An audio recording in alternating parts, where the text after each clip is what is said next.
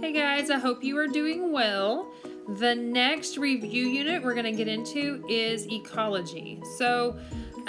With ecology, we start with the idea of ecosystems, and an ecosystem are communities of biotic organisms and their abiotic environment. And remember, biotic has the root word bio, okay? So that means living organisms. And then abiotic will mean non-living. So like rocks, soil, sunlight, the air we breathe, all those things are abiotic, whereas biotic are all of the plants, the animals, and kind of the relationships they have between each other. Ecology, which is the name of this unit, is just when we look at ology, that means study of. So it's the study of ecos. So the study of ecosystems, basically. Now within ecology, there is a big focus on relationships. And we've talked about each of these types of relationships. We have our predator-prey relationships, where the predators are the ones who hunt and the prey are the ones that get hunted, okay? In addition to that, we have our consumer-producer relationships. The consumers must consume energy, okay, from another source, from a live source, whereas a producer can make their own energy, okay? So those are our plants. They use the solar energy. And then we have our parasite-host relationships, where the host actually is harmed by the parasite. So the parasite uses the host as its food source, okay? And by doing this, the host is harmed. Now that leads us into our symbiotic relationships. So symbiotic relationships are special relationships between different species, okay? And there's 3 types of symbiotic relationships to talk about.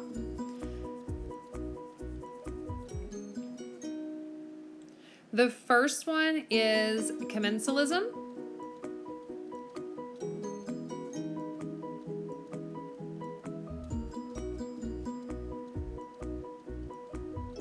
And then we have mutualism, and then parasitism. Okay, so let's look at how we can represent these relationships. With commensalism, one of the species benefits while the other one doesn't really care if they're there or not, okay? So an example of this would be like the relationship between a remora and a shark. The remora gets the scrap food from the shark, and the shark doesn't really care if the remora is there or not. Mutualism would be like a bee and a flower. They are both benefiting. And parasitism would be where one benefits and one is harmed, so like a tick and a deer.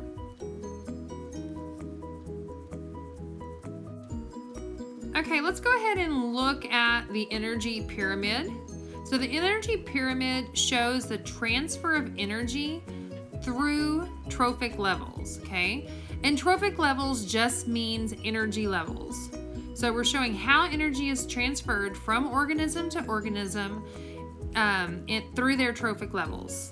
So when we draw a energy pyramid, we have several levels, several trophic levels, but all energy pyramids get their original energy from the sun, so from solar energy. And that is because the base of all energy pyramids is made up of producers. Now there is one exception, and that's the hydrothermic vents, but on land,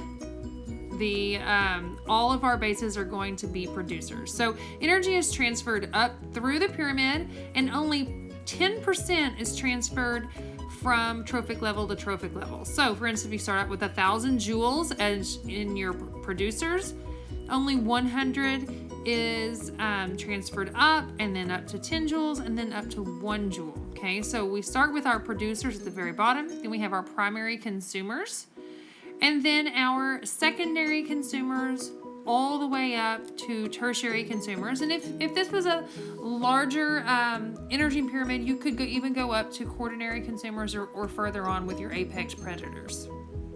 Okay. Now, anytime an organism dies and is decomposed back into the soil, the decomposers take care of that. Okay, when we're only following one path of energy through an ecosystem, we have a food chain. So a food chain just shows one path of energy in a linear format. So it looks like a straight line. A food web is when you are showing interconnected paths. Okay, so you have several food chains, which is more realistic than a food chain, because there are often times when one organism may fill multiple roles within a food web.